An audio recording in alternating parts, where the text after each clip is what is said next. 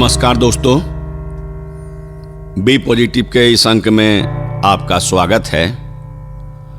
1960 के आसपास बलराज साहनी की एक फिल्म आई थी, 2 बीघा जमीन।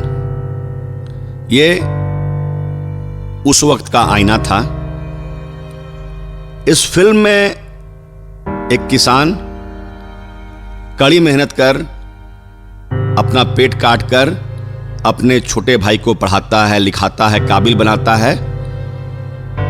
और जब छोटा भाई शहर में कमाने लगता है, काबिल बन जाता है, तो जब बड़े भाई को मुफलिसी में उसकी जरूरत महसूस होती है, उस वक्त छोटा भाई अपनी आंखें फेर लेता है। लेकिन कोरोना काल के बाद आज कहानी कुछ अलग है।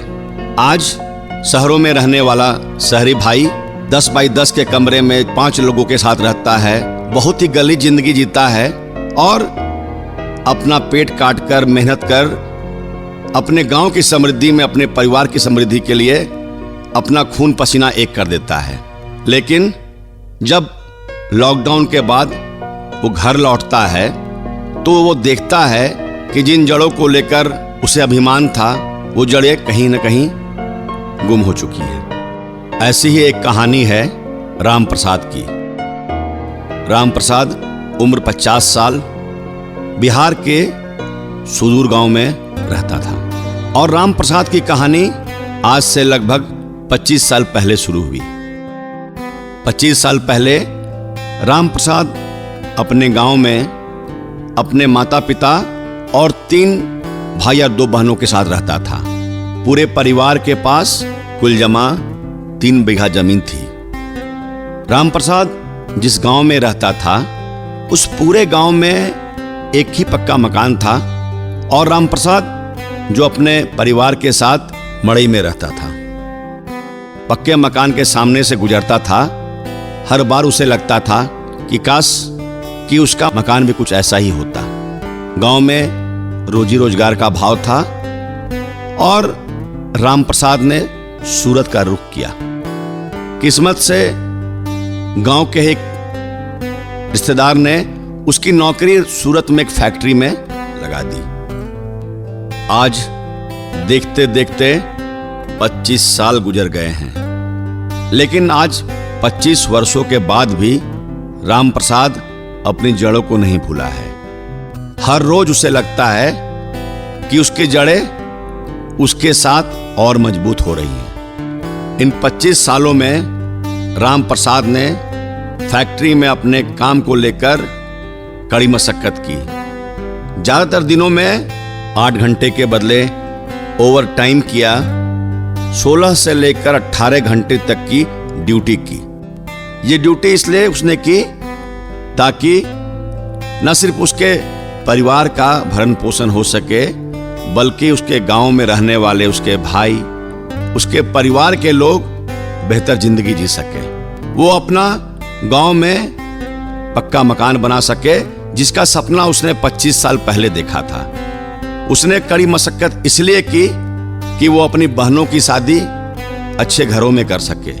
और राम प्रसाद ने ये सब बखूबी किया ताकि न सिर्फ उसका जीवन बेहतर हो, बल्कि उसके पूरे परिवार, उसके पूरे कुनबे का जीवन बेहतर हो सके। पिछले 25 सालों से हर साल छठ महापर्व में राम प्रसाद नियम से अपने परिवार के साथ अपने गांव आता है। और जब राम प्रसाद गांव आता है तो मानिए उसके भाइयों और उनके पूरे परिवार में होली और दिवाली का माहौल रहता है। राम प्रसाद अपने साथ बहुत सारा सौगात, कपड़े लेकर आता है और उसी छुट्टी में समय निकालकर राम प्रसाद अपनी बहनों के घर भी चला जाता है ताकि उनके साथ एक मुलाकात हो सके। और इसी दौरान राम प्रसाद ने अपने गांव में 3 कमरों का पक्का मकान भी बना दिया। जिंदगी अच्छी तरीके से चल रही थी और सूरत में रहते हुए भी राम प्रसाद को लगता था कि उसकी जड़ें बिहार के गांव में है, और वो हर बार सूरत में लोगों को कहता था कि 60 साल के बाद मैं तो अपने गांव चला जाऊंगा, क्योंकि मेरा घर तो वही है। मार्च में लॉकडाउन हो गया। फैक्ट्री बंद होने के बाद राम प्रसाद और उसकी पत्नी ने आपस में संवाद किया कि अभी कुछ दिन संक्रमण का खतरा है, क्यों ना हम लोग अपने गांव चल चलें। बहुत ही मशक्कत के बाद राम प्रसाद, उसकी पत्नी और उसके 2 बच्चे गांव पहुंचते हैं। और उन्हें तो लगता था कि भाई उन्होंने तो पिछले 25 वर्षों में गांव में न सिर्फ अपनी जड़ों को मजबूत किया है, बल्कि अपने पूरे परिवार को सींचा है, तो उन्हें तो गांव में लौटकर कोई परेशानी होने वाली नहीं है। और जब काम धंधा फिर शुरू होगा, फैक्ट्री फिर खुलेगी, तो वो फिर से सूरत चले आएंगे।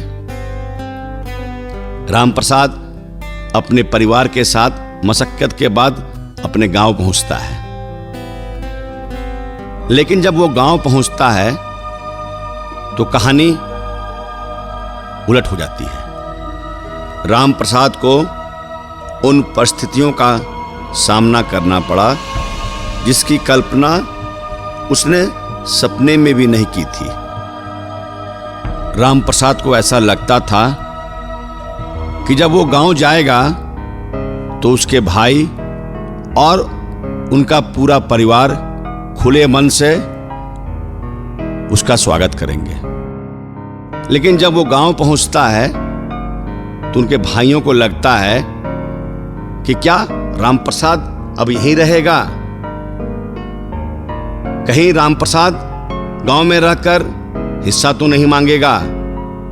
शायद यही वजह है कि जो भाई जिन्हें राम प्रसाद ने सींचा था आज उसके खिलाफ हो गए।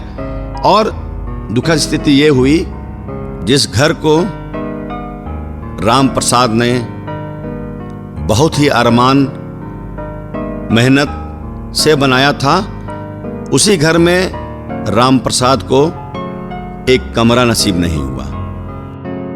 राम प्रसाद और उसके पूरे परिवार को पंचायत भवन के क्वारंटीन सेंटर में रहना पड़ रहा है। आज राम प्रसाद टूट सा गया है। फैक्ट्री बंद होने के बाद उसे जितना दुख नहीं हुआ, उससे ज्यादा वो अपने घर आकर टूट गया। जिन जड़ों को लेकर उसने अपना सीना चौड़ा कर रखा था, आज उसे महसूस हो रहा है कि वो जड़ें गुम हो चुकी हैं, टूट चुकी हैं, बिखर चुकी हैं। लेकिन दोस्तों, ये किसी एक राम प्रसाद की कहानी नहीं है, ये लाखों करोड़ों राम प्रसाद की कहानी है। कोई राम प्रसाद बिहार से निकला, कोई राम प्रसाद झारखंड से निकला, कोई राम प्रसाद उत्तर प्रदेश से निकला, कोई केरल से निकला, कोई पंजाब से निकला। किसी ने सूरत का रुख किया, किसी ने मुंबई का रुख किया, किसी ने दिल्ली का रुख किया, तो किसी ने कनाडा और अमेरिका का रुख किया। और इन लोगों ने मुफलिसी में रहकर, गली जिंदगी बिताकर अपने गांवों को, अपने समाज को समृद्ध किया। लेकिन आज जब वो अपने जड़ों की तरफ लौट रहे हैं तो उन्हें लग रहा है शायद वो अपनी जड़ों को पहचानने में चूक कर गए। लेकिन दोस्तों, हमें ये नहीं भूलना चाहिए कि ये राम प्रसाद कुछ अलग है। ये वो राम प्रसाद है जो 1800 किलोमीटर पैदल चलकर अपने घर लौटने का मादा रखता है। ये वो राम प्रसाद है जो 1600 किलोमीटर साइकिल में अपने पिताजी को बैठाकर घर वापस लौटने का जज्बा रखता है। ये वो राम प्रसाद है जो बैलगाड़ी में बैठाकर अपने पूरे परिवार को घर ले आता है, और उस बैलगाड़ी की एक तरफ बैल है और दूसरी तरफ खुद को जोत रखा है।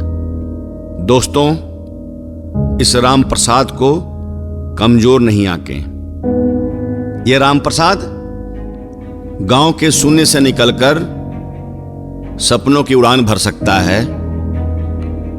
अपने सपनों को पूरा करने के लिए दुनिया के हर शहर, हर मंजिल को छान सकता है।